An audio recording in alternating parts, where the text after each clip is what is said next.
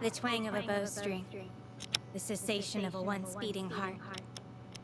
I knelt down quietly beside my prey and confirmed the absence of a pulse. There's no escaping the cold, ironclad law of this world, that the strong devour the weak to survive. Growing up in a backwater hunting village, the adults ingrained this irrefutable rule into our brains from the moment we could crawl. Memories of my childhood raced into my head as I wrestled the arrow from flesh and sinew. Back then, my friend and I would often trek into the perilous wilderness to compete for the largest catch. Although no records of our matches were ever kept, I can assure you that I never lost once. I had the sharpest eyes in the entire village, bar none. When I stood atop a mountain summit, not a single beast escaped my gaze. Yep, I sure was proud of my eyesight when I was a kid. Everyone in the village showered me with praise. They all agreed I was a natural-born hunter, a generational talent even. Now, I'm not going to lie. I might have let it go to my head a little. Before I realized it, my bonds with the villagers began to fray. My world, the village, felt suffocating. I took to hunting on my own as a means of improving my survival skills, to learn to be self-sufficient. Before long, I left the village behind. As someone who could pinpoint a pin in a sea of silver, the ends of the skies remained opaque to me. Oh, how I desired to know what lay beyond the shroud. I wanted to be able to see halfway around the world from where I stood. Was that so weird? Striding into my first real city was a moment unlike any other. Where did all the people come from? While my mouth feasted on savory delights, my eyes took in the vivid sights. Like a pup opening her eyes for the first time, I was flooded with wonder. What a mess of nerves and excitement I must have been. For the better part of a week, I worked tirelessly to blend in with the crowd. Couldn't let anyone find out I was a country bumpkin. The transition was seamless. I even established quite a few friendships. Life in the city was a delight, until reality finally caught up to me. One day, a colossal beast broke past the city gates. In an instant, I fired my bow with the goal of taking one life to save many. With nary a twitch, the interloper went down in a silent heap, my arrow protruding from the center of its brow. It was so quiet I thought time had stopped. None dared breathe, let alone speak. Suddenly, the entire square erupted with cheers and applause. For the first time since my arrival, I wasn't simply another face in the crowd. Riding the high, I instinctively went about field dressing the kill, right in front of everyone. Can you blame me? Its meat and hide would have made such fabulous gifts for the city folk. Oh, I was so naive back then. You can take the girl out of the country, but you can't take the country out of the girl. The warm reception I had won turned absolutely frosty. From the moment I made the first incision, I realized my faux pas, but it was already too late. Friends with whom I'd stayed up many a night swapping stories over food and drink instantly severed ties with me and began to gossip behind my back. In the blink of an eye, I'd lost everything. That was the day I received my first bitter taste of isolation.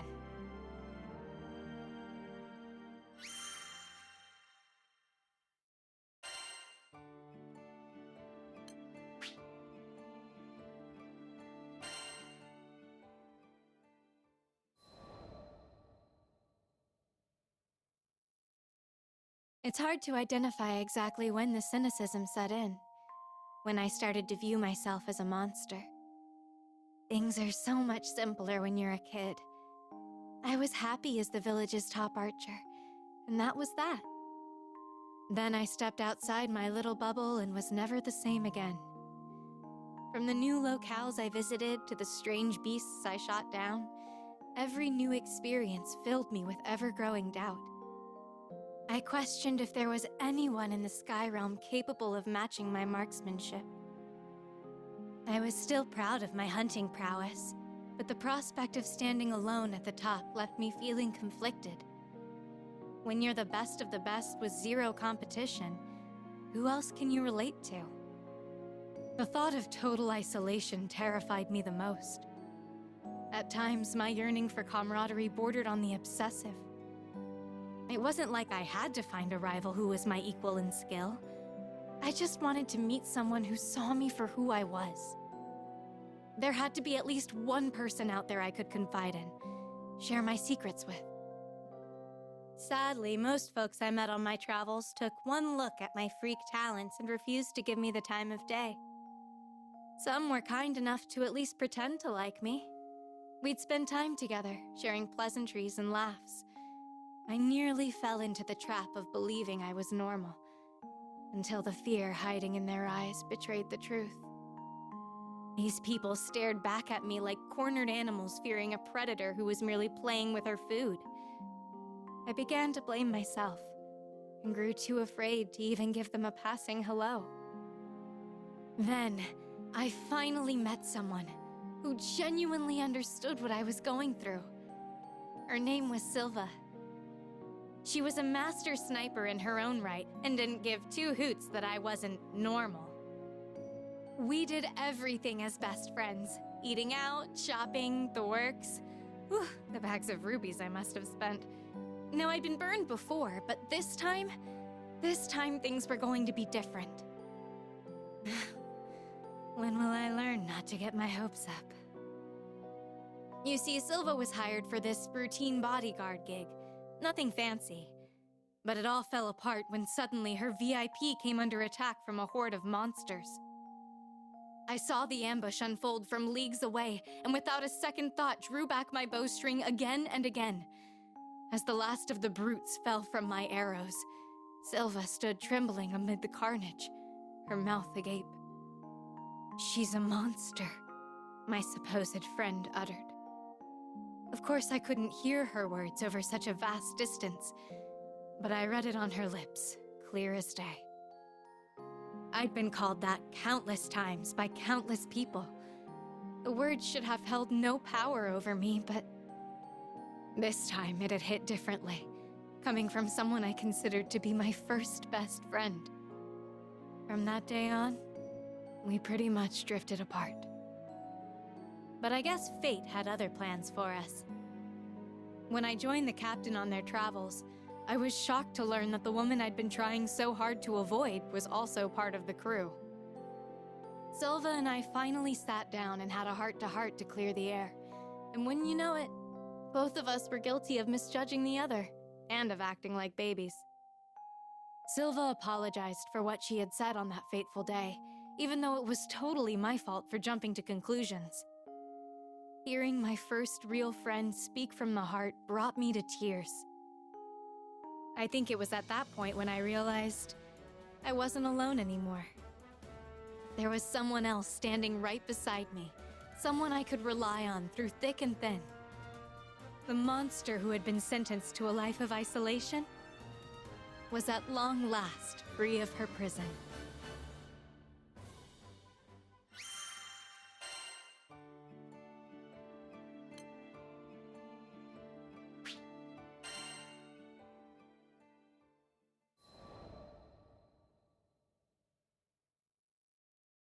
There are 10 of us that make up the Eternals.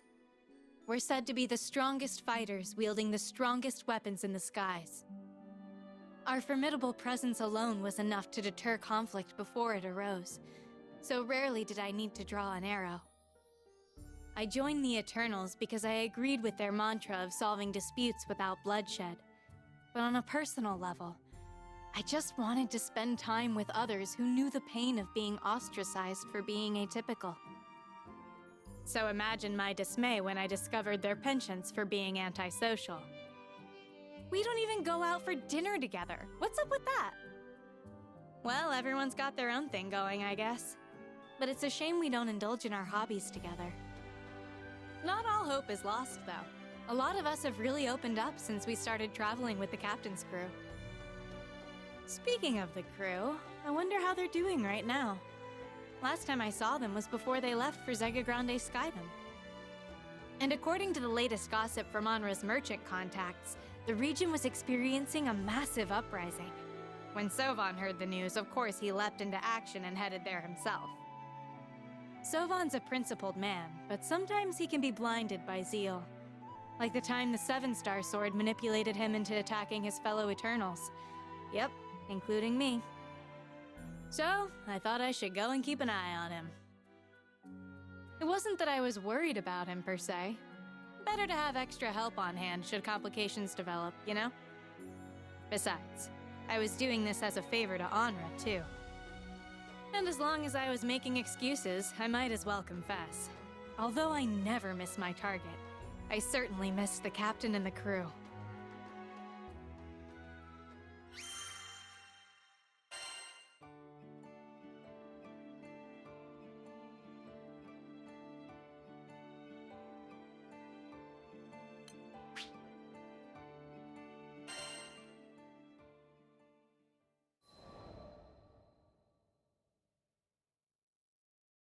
Upon my arrival in Zega Grande, the crew introduced me to Id, one of their newest acquaintances.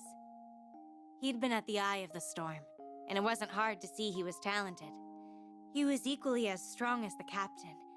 No, perhaps he had a higher ceiling. Sovan gave a big smile as he shook hands with Id, but I felt the crackle of tension in the air. Meanwhile, Id struck me as a troubled youth. Something about his mannerisms led me to believe that he too had suffered unfairly because of his power. He would have fit right in as the 11th member of the Eternals. Would it be alright if I lent a hand with your handyman tasks? Now that I was here, I decided to make myself useful. Maybe then I'd gain more insight into Id's constant self-reproach, learn the meaning behind those words he so often spoke. I must atone for the crimes I've committed. As the story went, the Church of Avia sought to throw this skydom into chaos, and Id had served as one of its generals. Yet as far as I could tell, the people of Folca seemed to have already forgiven him, and were treating him as one of their own. This swordsman had made sacrifices for the well-being of others, and he appeared determined to continue doing so. I couldn't imagine anyone accusing him for not atoning enough. But in fact, there was one person capable of it. Id himself. When I heard about the dragon power that had been sealed in his body, I felt a cold chill go through my own. A fear and uncertainty. For him, it's a burden he'll have to bear for the rest of his life.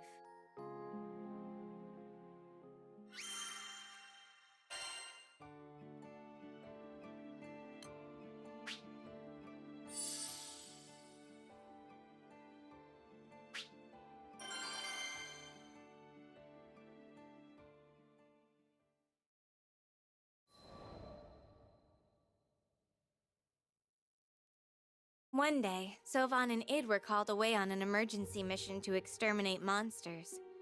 After Sovan came back, he didn't look happy. His power is a ticking time bomb. You want to live with endless guilt after he goes off? 'Cause I don't. Whatever threat he saw in Id seemed to have rattled him. I didn't want to dismiss Sovan's misgivings outright, but the captain was a good judge of character. We needed to take our time getting to know Id. I'm going to withhold judgment and trust what my eyes show me. Suddenly, Sovan motioned for me to zip it. His eyes darted from side to side. Then he left without a word. How odd. Had someone been eavesdropping on us? At any rate, I had to step up my surveillance on Id. And what better way to stick close to Id without raising suspicion than by joining the Fix-It team? Now, when Id said he did everything, he was not exaggerating. I giggled at the thought of the stone-faced bruiser tackling some of these jobs. Monster slaying? Of course. Finding a missing dog? I could see him doing that. Dishing out love advice? Oh, to be a fly on that wall.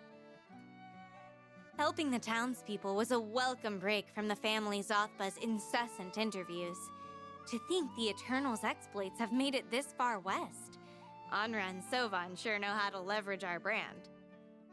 As Sothba likes to say, business is business. I shared info about the Eternals. He gave me the scoop on Id.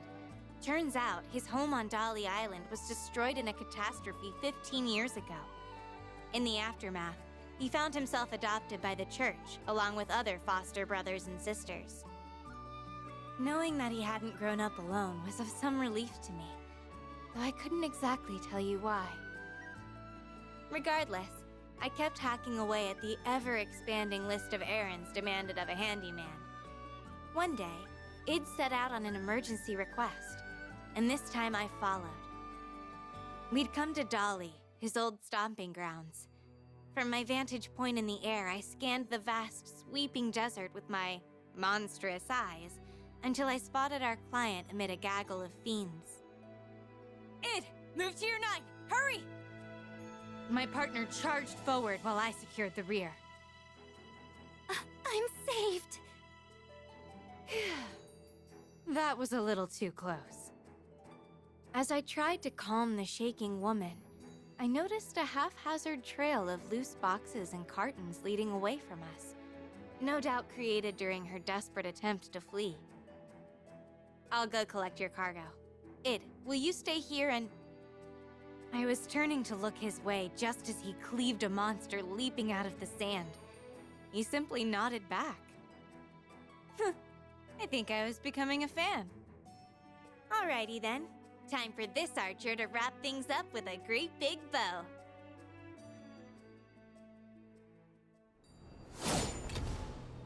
My associate Id will keep you safe while I collect your stuff. Be right back. Okay. Thank you. Go on. I got this. Might be useful.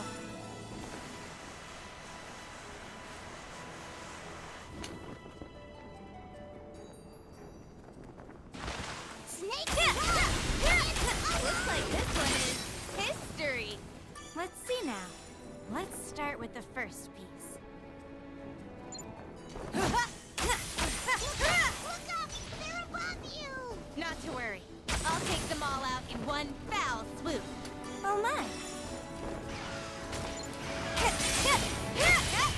As the saying goes, birds of a feather die together.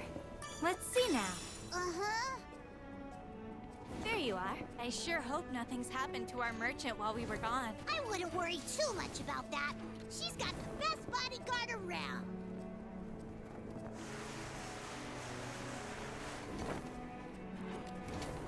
Watch it, Tweyen! Big bad wolves! These pups are in for a rough time.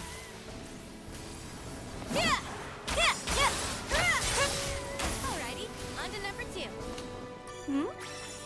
Now for the third.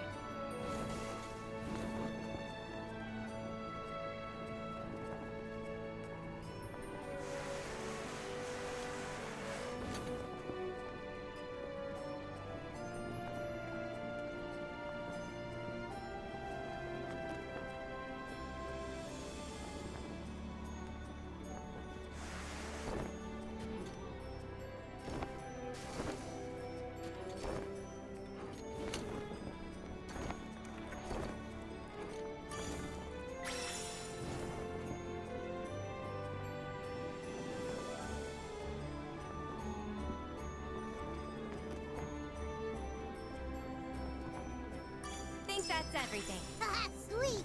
Let's head back!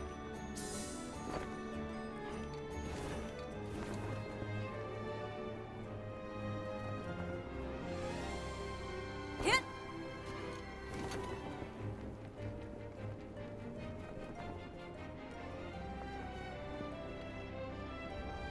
Ambush! Get away, you fiend! Help me! Come on! Covering! 1,000 cuts! Nothing like having your own hand to hold the fort. Trust in your foe! No mercy!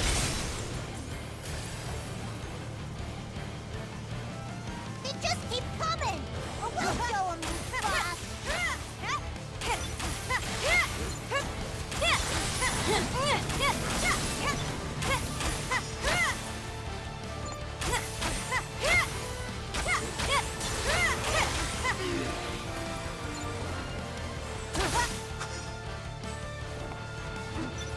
comes. Here goes. Enough! Your fate was sealed from the very moment I laid eyes on you.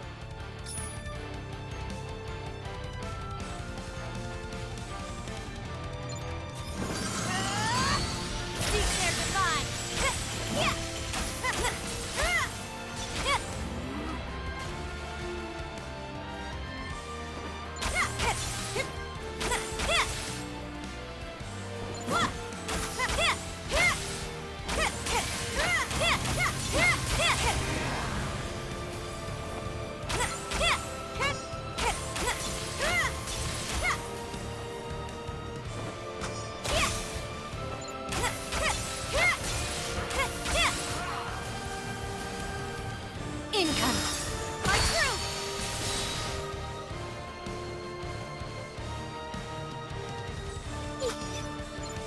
You tricked me!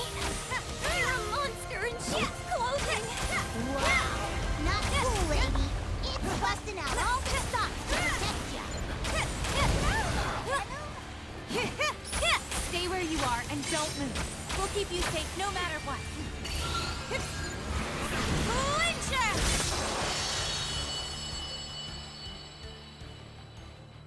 Wha-bam! Down for the count. Looks all clear to me. I'm not seeing any more foes. Thank goodness.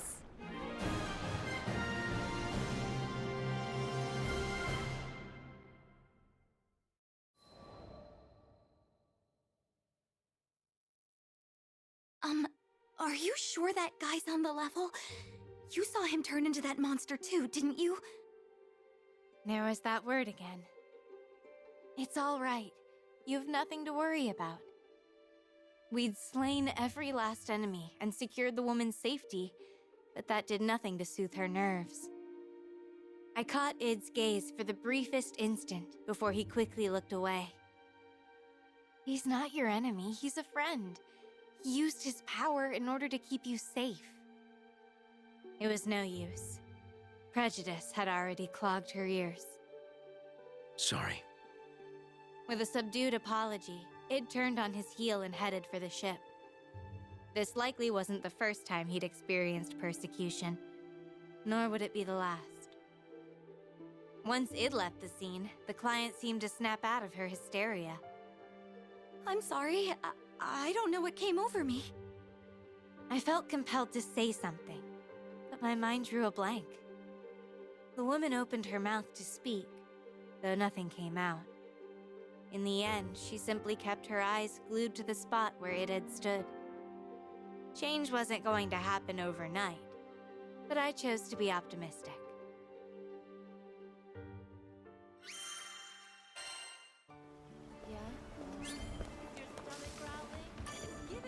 Come to view the requests?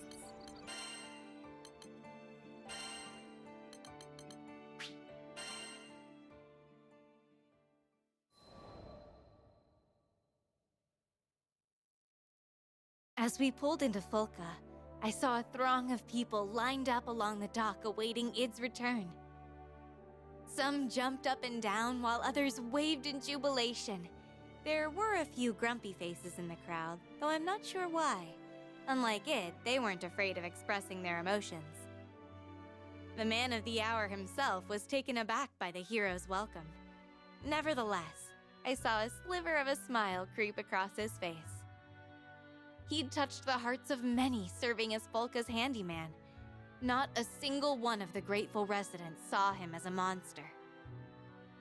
Having had the pleasure of working with Id, I was able to draw several conclusions. He wasn't big on words, and when he did speak, it was short and to the point. Yet he never brandished his attitude with the intention of causing harm. I sensed no bitter embers of resentment smoldering within him. Nor did I sense a deep-seated grudge for the hand he was dealt. His positive reputation stood as a testament to his unwavering resolve. Be that as it may, Sovan was correct in treating Id's destructive power as a threat. People who didn't know him would easily mistake his power as a tool for evil, And that's before it had even reached its fullest potential. Right. The Dolly catastrophe. According to Roland, the force that devastated Dolly over a decade ago now courses through Id's veins. That power of destruction had already carved its place in history. The future is not mine to predict. However, I am an Eternal, and I have an obligation to ensure that the world remains at peace.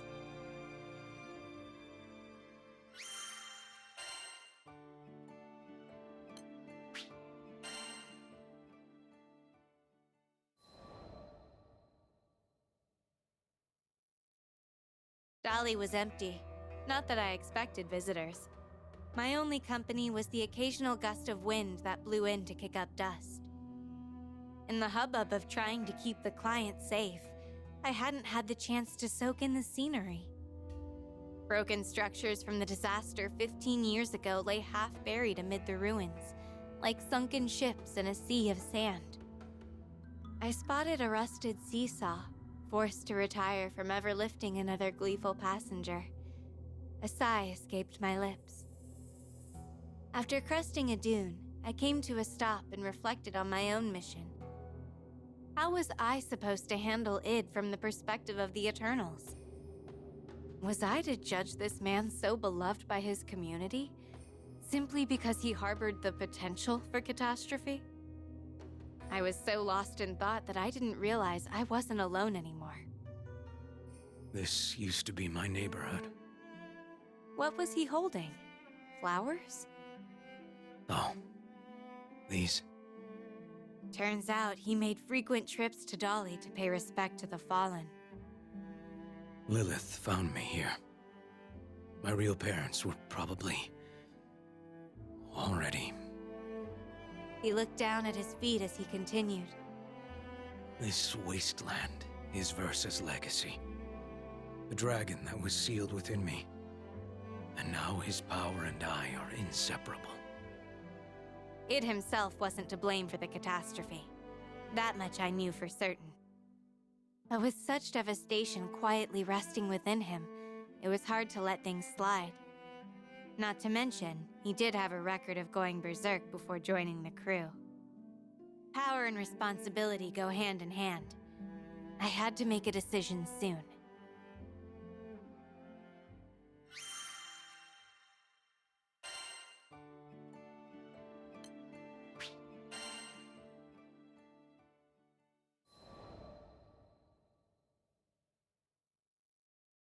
There's nothing inherently wrong about wanting to get stronger. But when you're blasting away entire villages with the snap of a finger, that's where I draw the line. In the beginning, I saw a bit of myself in Id. People shunned my extreme abilities, and I retreated into my shell because of it. He, however, had a strong support system in place to prop him up. It hurts to admit that I was once beguiled by my own weapon, the two-crown bow. Id, as he is right now, wouldn't have fallen for that trickery. Still, I had to be sure. Hey, mind if I ask you something? Let's say you were facing down the ultimate villain, and the only way to win was to lose yourself to the dragon's power. Would you take that chance? If that's what it takes to save lives, then yeah. I'd use that power in a heartbeat. So he was ready to put his life on the line for others. Good to know. After a short pause, he added a caveat. Because even if worst comes to worst, I know the captain will knock me on my ass if I screw up. With that, he stared off into the desert sky, which seemed to stretch into eternity. I couldn't help but smile. Winning people over when you're on an entirely different playing field is no easy feat. Believe me, I know. He'll tolerate the jeers, the scorn, and the acrimony, but he'll never tolerate his failure to help others. It was finally clear what I had to do.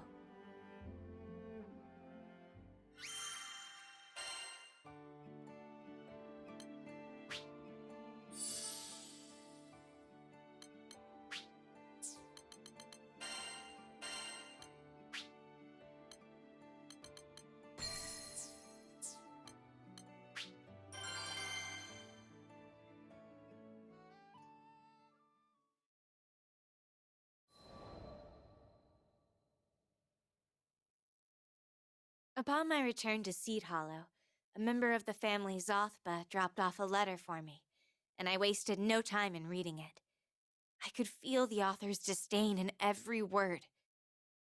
I hereby challenge Tweyen of the Eternals to a duel. You can't hide your plot against it from me! Meet me at Seed Hollow Castle, now. Former commander of the Silver Wolf Corps, Galanza.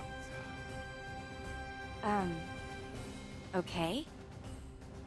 Not sure who this Galanza person was, but we both knew it, apparently. I smelled a trap. On the other hand, if it was involved in some way, then I had no choice but to investigate. When I arrived at the castle, a domineering draft motioned me over. Well, well. You must be Tweyen. As soon as I gave him a curt nod, he leveled his spear at me. He was definitely the mysterious author of that letter. I knew you wouldn't leave me hanging. He roared with laughter, eyes fixed on me like daggers. You mentioned a plot against it. Would you care to elaborate?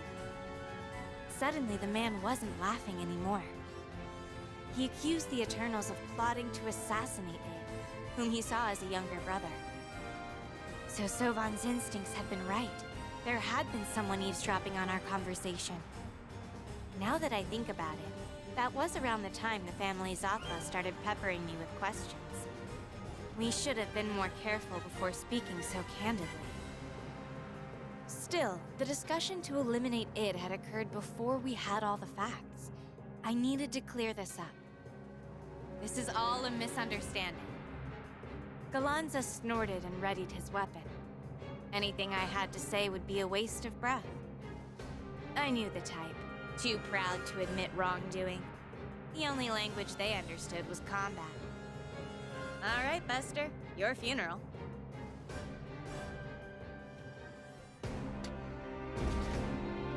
Step on up! It's time for the death match of your lives! You better bring it! Don't expect me to go easy on you. Nobody paints a target on his head and gets away with it! Nobody! I've You got can you take now. yours! Shove it! Just try it, run. Your dragon's alive, guide of Infernal! We're through! Storming death! You can't be. Have you considered surrendering? Nice try! It'll take more than that to break me! Confound it all! I take no pleasure in watching us beat down from the sidelines! Got you in my...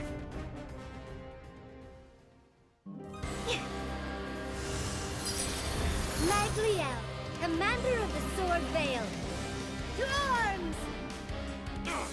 Who invited you? I'll berate you later. Focus on the monster before us! Ooh, another rabbit has entered the fray. Is nothing compared to its suffering! A wounded beast is Why dead. do I keep losing? Fear not. I shall carry the torch. I am the Dark Huntress.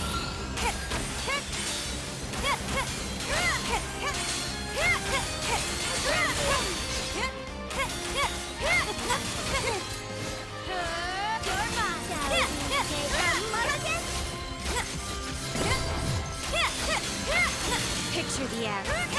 Very well.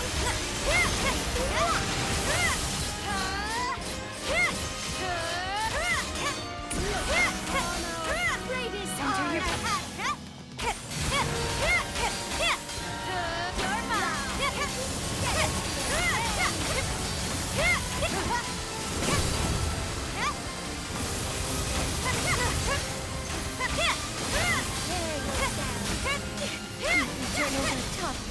I can't believe you're pushing us into a corner. This hunter never fails to catch her prey. Don't stop them here and now. Focus. No, this cannot be.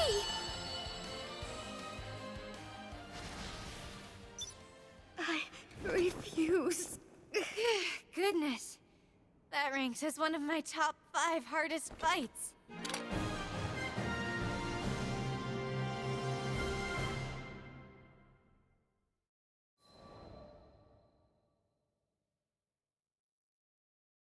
two mysterious attackers were on the ropes, but they hadn't lost their spirit. It's gonna mop the floor with you. You should have brought every Eternal with you if you wanted to stand a chance! I'd sleep better if we could have at least taken one of them out. It wasn't the loss itself they lamented, but rather their inability to protect someone important to them. I was relieved to know they weren't bad people. So I did the only thing I could think of to diffuse the tension. I smiled. As I was trying to say before, this is a big misunderstanding. I'm on your side, and I intend to stand up for it. Once they realized I wasn't going to take their heads, they finally decided to believe me. There was only one hurdle left in Id's way, and its name was Sovan.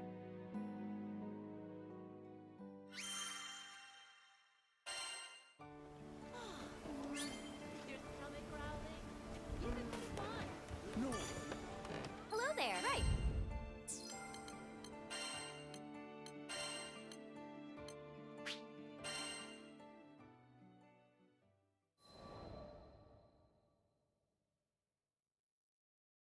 I tracked down the captain in Seed Hollow and gave them the rundown.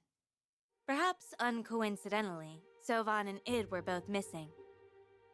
Visions of a bloodbath flooded my mind, and I admonished my overactive imagination. We had to find those two before grave mistakes were made, ones that could never be corrected. Unfortunately for us, Sovan did a stellar job of covering his tracks. His precautions proved that this time, he meant business. What we needed was a clue. Oh. There was an entire business devoted to gathering intel right here in Seed Hollow. How could I forget? They were the ones who facilitated the castle duel in the first place. I figured I was owed a favor for having to deal with that inconvenience. The captain and I entered Zothba's tavern right as an informant returning from Folka was reporting on the whereabouts of our missing boys. The family still held open distrust for the Eternals, but as always, the captain put in a good word for me. We rushed to Einstedo Archipelago. What would have taken dozens of spotters hours to comb the chain of islands, I surveyed in seconds. There they were, in Skyworm Valley! Hard to miss the flash of sparks erupting off of clashing steel. That's enough! I fired an arrow that landed squarely between the two, stopping them in their tracks. The surprise on Sovan's face dissipated in a split second. He knew the jig was up. Sovan didn't know it, nor had I felt the need to tell him, but Anra gave me special instructions before coming to Sega Grande. If our leader decided to take matters into his own hands, the duty to stop him fell to me. There's little Sovan can't fix, given how strong he is. I fully expect him to try and solve everything by himself. Now that's weird. No one consulted me about dragging it out into the wilderness to murder him. Don't get me wrong, Sovan. I know the responsibility of keeping the world safe is a heavy one. I should have done more to talk things out with you, so we could come up with a solution that would please everybody. But as the saying goes, all's well that ends well. Maybe now we can finally set aside our differences and have an honest chat over a warm meal.